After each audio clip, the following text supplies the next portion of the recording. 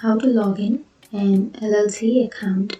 So if you want to log into an LLC account, then first of all open up your browser, go for the search bar and search for LLC, sign up.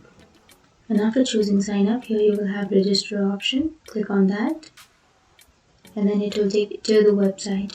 So now here, after opening the website, here you will have login option on the upper right, click on that login.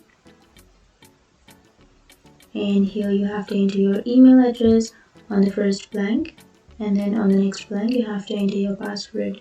But if you forgot your password, then you will have forgot password option, click on that and then you can reset or recover it. But if you remember, then simply enter your password and then you can click on sign in, and that's it. That's how you sign in, or that's how you log in to your LLC account. And here you will get an authentication code to your email address. So open up your email.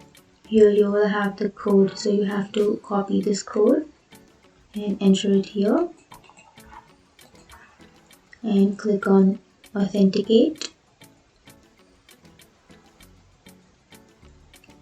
And that's it. That's how you log in to your LLC account. And if you have any questions, feel free to comment below. Thanks for watching.